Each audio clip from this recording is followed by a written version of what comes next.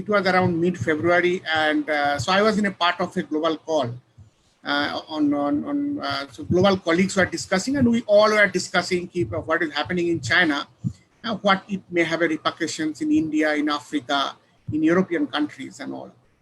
And so everyone is saying it's little unpredictable because only the precedents we had of this COVID-19 was the SARS virus. And that, now probably we all know 100 years back, the Spanish flu was such kind of a pandemic, which is in compared to this COVID-19 pandemic. तो इस महामारी का एक जो उदाहरण था हमारे पास 100 साल पहले. अब ये 100 साल पहले का जो उदाहरण जिन लोगों ने जिए है उस दौरान, actually those who are alive at this point of time, उनमें से कोई अभी जिंदा नहीं है. अगर मान लीजिए कि अगर वो लोग जिंदा होते तो हमें कुछ पता चलता. और उस दौरान जो डॉक्यूमेंटेशन था वो भी इतना स्ट्रांग नहीं था. उस दौरान सोशल मीडिया नहीं था. लोग एक दूसरे को लेटर पहुंचने में महीने लग जाता था. तो इंडिया में अभी फिर भी कुछ हिस्टोरिकल पर्सपेक्टिव कोविड-19 की जो पैरेलल जो है स्पेनिश फ्लू 2018, तो कहता है कि 5 करोड़ लोग, कुछ डेटा मिलता है कि 5 करोड़ लोगों की मौत हो गई थी. कुछ लोग कहता है नहीं, more than that people are died. And then another little bit of parallel was a plague-like a situation where a plague was kind of a mahamari. But why COVID-19 is bit different? तो फरवरी के call में जो global call discussion में मैं था, तब किसी ने बताया वहां पे कि जो खबर आ रहा है, एक तो बात है कि जो चाइना, एक थोड़ा सा लोगों के मन में ये था कि चाइना कुछ बता नहीं. तभी भी शुरू हुआ था कि हमें ज्यादा इंफॉर्मेशन नहीं है कि what it may look like and all. Then धीरे धीरे कुछ यूरोपियन कंट्रीज में भी कुछ खबरें थी कि यहाँ पे इतने डिटेक्ट हुए. But it was not a serious kind of a thought even mid February. तो इंडिया में तो हमें पता ही है कि जो कुछ स्टूडेंट जो यूहान से आए थे केरला में, फास्ट 3 केसेस उनका डिटेक्शन हुआ था. देन फिर जो Italian tourist team, large scale hue and cry जो हुआ था कि इटालियन टूरिस्ट टीम जो लोग घूम रहे थे जयपुर, आगरा एंड दिल्ली, उनमें से डिटेक्ट हुआ था. तो ये इंडिया में तो मीडिया में भी आने लगा, ये सब हुआ. तो हमें एक ऑर्गेनाइजेशन में बिजनेस कंटिन्यूटी प्लान डेवलप करना है, rapid response action plan develop करना है. हम इंडिया में अराउंड 80 जो लोकल सिविल सोसाइटी ऑर्गेनाइजेशन के साथ 18 स्टेट में हम काम करते हैं. तो सारे पार्टनर को साथ लेके उनकी कैपेसिटी बिल्ड करना है कि वी स्टार्टेड एंटिसिपेटिंग कि what it is going to be. And लोग एंटिसिपेट कर रहे थे कि हमारे माननीय प्रधानमंत्री जी का कुछ अनाउंस करेंगे शायद कि क्या होगा, देश को सब कुछ बंद हो जाएगा. तो मार्च एंड में वही हुआ कि लॉकडाउन अनाउंस हुआ. It's a prolong lockdown and it is unprecedented, जैसे गंगानंदिनी जी बता रहे थे. तो बट अनप्रेसिडेंटेड चीजों को भी आप थोड़ा सा एंटिसिपेट करने से क्या होगा कि आपको रेजिलियंस कैपेसिटी थोड़ा सा आप इंप्रूव कर सकते हो.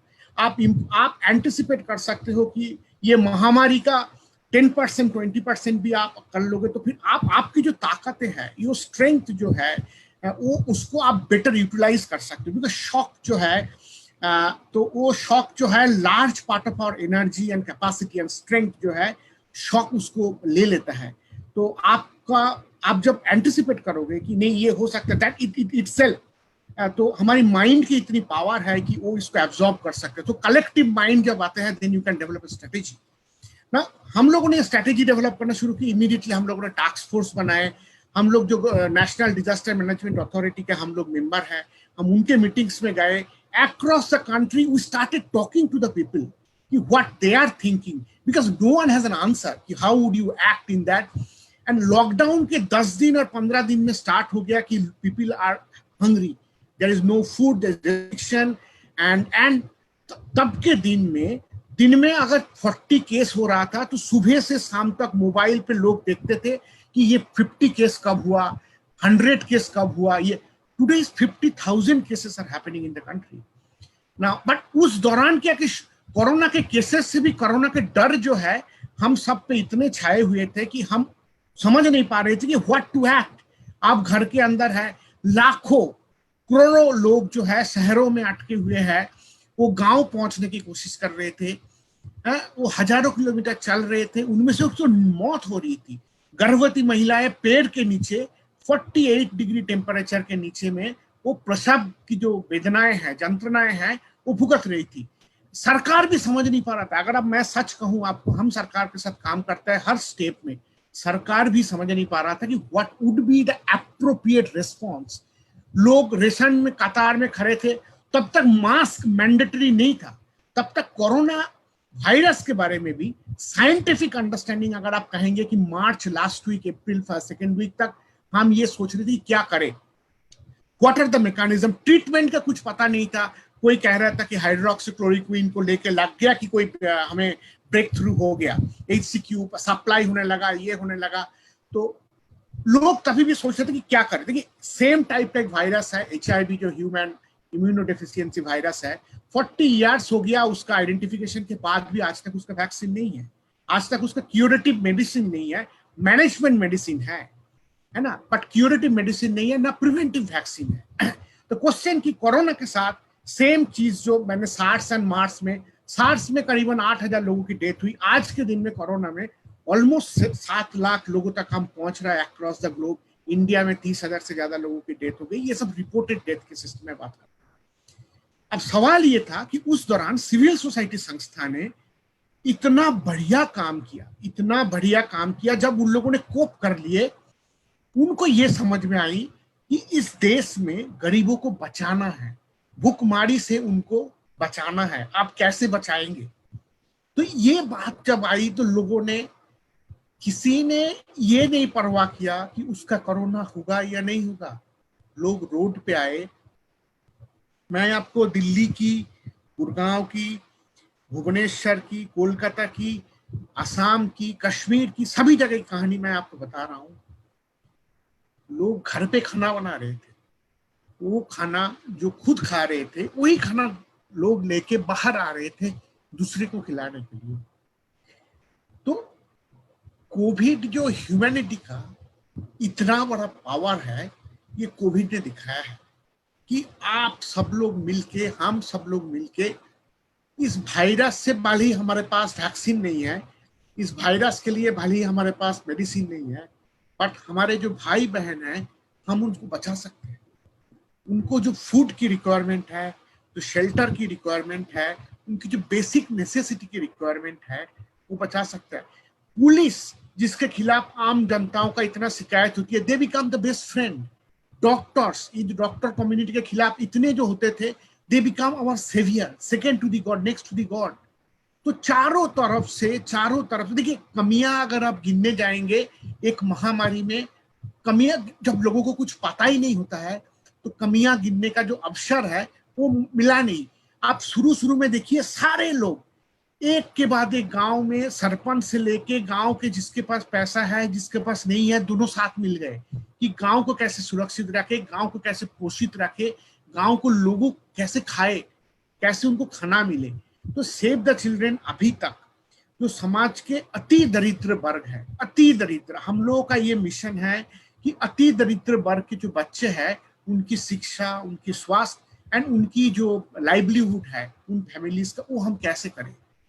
इन दौरान आपका साइक्लोन एम्फन हुआ सुंदरबन में, हमारे टीम ने वहां जाके, क्योंकि ये ह्यूमैनिटेरियन जो है, एक सेव द चिल्ड्रेन का 2 मैंडेट है, एक डेवलपमेंट मैंडेट और एक ह्यूमैनिटेरियन मैंडेट। डेवलपमेंट मैंडेट में हम लोग स्कूल में बच्चों का लर्निंग आउटकम, कैसे लर्निंग बढ़े, हम लोग बच्चों को जो सोशल प्रोटेक्शन स्कीम्स है जो इसरा कर रहा है, सोशल प्रोटेक्शन स्कीम्स पे लोगों को कैसे एक्सेस बढ़े, लोग सरकार के लोगों को एंड कम्युनिटी के जिन लोग हकदार है, एंटाइटलमेंट जिनका है, उनको आप साथ कैसे ला सके। तो ये सारे चीज across the country different models हम लोग दिखाते हैं। देन हम लोग लार्ज डोनर एंड गवर्नमेंट के साथ मिलकर उसकी स्केल अप करते हैं ऑपरेशन लार्ज प्लेटफॉर्म पे। तो 80 ऐसे सिविल सोसाइटी ऑर्गेनाइजेशन है जिनके साथ हम लोगों ने काम किए। 5 लाख लोगों तक हम लोगों ने, जो अति दरिद्र लोग हैं जिनके पास रेशन कार्ड तक भी नहीं था, तो उन लोगों तक हम लोगों ने उनको 2-2 महीने का जो राशन है, बेसिक फूड जो है, उनको हम लोगों ने सप्लाई किए, कश्मीर से लेकर कन्याकुमारी तक। जहां जहां हमारा प्रोजेक्ट चल रहा था, कहीं पे जिन डोनरों ने पैसे दिए, सबसे हम लोगों ने सपोर्ट मांगे, हमारे ऑर्गेनाइजेशन से हम लोगों ने मोबिलाइज किए, ग्लोबली हम लोगों ने मोबिलाइज किए, सरकार के साथ काम किए। क्योंकि एक टाइम था जब वॉलंटियर्स अलाउड नहीं था, गवर्नमेंट अपने सिविक वॉलंटियर से काम कर, हम उनके साथ काम किए।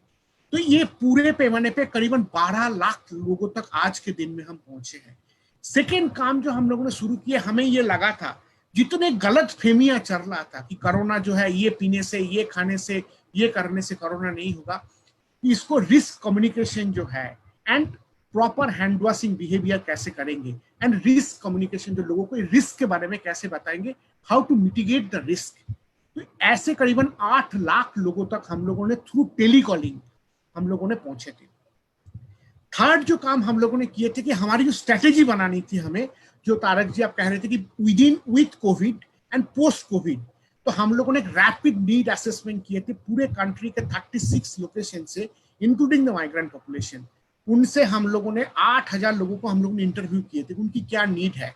तो वो इंटरव्यू में ये पाया कि 82% लोग at that point of time, जब अप्रैल के एंड में ये सर्वे हम कर रहे थे, वो कह रहे थे कि उनके पास 2 वीक तक का जीने का पैसा है और समर्थ है, उसके बाद नहीं है। तो देन हम लोगों ने उन सरकारों के साथ, वहां पे जो लोकल सिविल सोसाइटी है, लोकल ग्रुप्स है, उनके साथ काम करके उन लोगों तक पहुंचने की कोशिश करी, उनकी रेशन कार्ड बनवाने की कोशिश करी, सरकार ने जो स्पेशल स्कीम्स अनाउंस की उनकी बेनिफिट वो लोग मिले उनकी कोशिश करी। एंड उसके बाद सेकेंड रैपिड नीड असेसमेंट हम लोगों ने जून महीने में की। इसमें हमें लगा कि जब लॉकडाउन ओपन हुआ मई के बाद धीरे धीरे एंड केसेस बढ़ने लगा, इकोनॉमिक एक्टिविटी स्टार्ट होने लगा, बट जो क्लिनिकल चैलेंजेस है आपको बढ़ा। हम लोगों ने डिफरेंट जगह पे, पुणे म्यूनिसिपल कॉर्पोरेशन के साथ पुणे हॉस्पिटल्स में, वहां पे जो डेड बॉडीज को, एक टाइम था बॉम्बे एंड पुणे जो था हॉटबेड था, अभी तो across the country multiple locations are becoming the hotbeds and hotspot. तो सरकार के साथ कंटेनमेंट स्ट्रेटेजी में, क्वारंटाइन में, आइसोलेशन में, उनको पीपी किट सप्लाई करने में, ये सारे जो फ्रंटलाइन वर्कर जिन लोगों ने स्कूलों में, आंगनवाड़ी सेंटर्स में बच्चों को फूड सप्लाई कर रहे थे, घर घर जाके उनको ट्रेनिंग देना है कि how they can protect themself and how they can spread the protecting message, so that the protecting the most marginalized communities and protecting the children, how to do that through the large government system। ये strategy हम लोगों का जून तक का था। ना जुलाई onward जो 2 rapid सर्वे हम लोगों ने किए, हम लोग अभी कोशिश कर रहे हैं कि लोग लाइवलीहुड में कैसे, जो स्किललेस है उनको कैसे स्किल दिया जाए।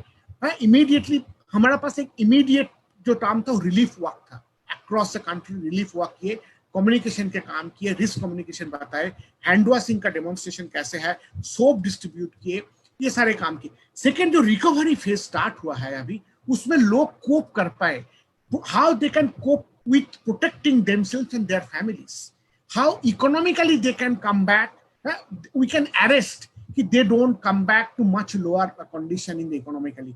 अभी जो लेटेस्ट यूएन की रिपोर्ट है, वर्ल्ड बैंक की रिपोर्ट है, इफ्री की रिपोर्ट है, उसमें यह कह रहा है कि इंडिया ने 15 साल तक जो गेन हम लोगों ने किए थे as a country on poverty alleviation, तो poverty is a multi dimensional aspect है ना, जो हम लोगों ने अचीव किए थे, वो कहीं ना कहीं कोविड की वजह से अगर कलेक्टिवली हम लोग काम नहीं करें, उस पर फोकस नहीं करें, उस पर स्ट्रैटेजी नहीं बनाए, तो वो हम 20 साल पहले की जो गरीबी की स्थिति थी वो हो। इसके मतलब क्या है कि जिन लोगों ने गरीबी छोड़ के मिडिल क्लास या लोअर मिडिल क्लास स्टेटस में आए थे, they will go back to the poor poverty and poverty line.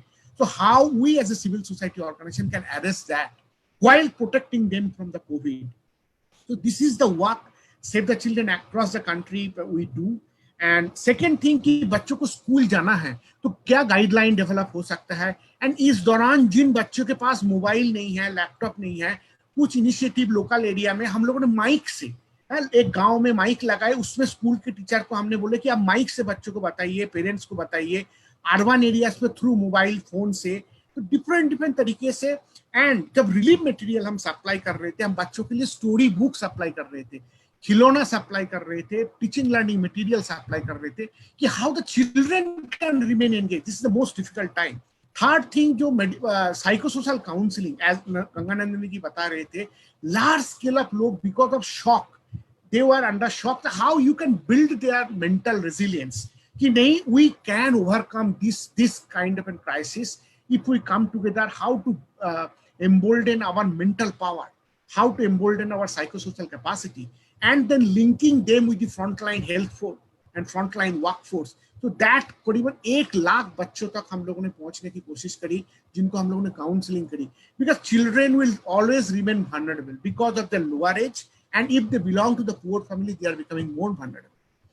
So this is the brief in snapshot. अब मैंने कोशिश करी कि जो किया है, जो मैं अंत ये ऐसे करना चाहूँगा. I like to conclude that going forward civil society organizations को जो इकोनॉमिक एम्पावरमेंट है लोगों का, गरीब लोगों को सरकारी स्कीम के साथ जोड़ना जो इसरा कर रहा है, and demonstrating some local models actually which can build large number of, करीबन 4-5 करोड़ माइग्रेंट्स जो है दे हैव गॉन बैक. तो वो लोग क्या कंट्रीब्यूट कर सकते हैं रूरल इकोनॉमी में, सो दैट वी नीड. लोगों को agriculture can be a profitable thing, agriculture can sustain their livelihood. How we can demonstrate that to most marginalised people. And the last thing, COVID has not gone away. COVID is, the spark is happening, the spike is happening. How people can protect themselves, and if there is a COVID-like symptoms and all those, how they can get the best possible treatment, access to oxygenation, access to pulse oximeter, access to the ICU care, how it is possible, how the poor people can get all those treatment in the government facilities. So these are the target. I think civil society should come together and to appeal to the large humanity for this humanitarian cause. And I firmly believe if we come together, if we work together with an appropriate strategy, the loss will be minimal and we will be able to protect the most poor people and the children in this country.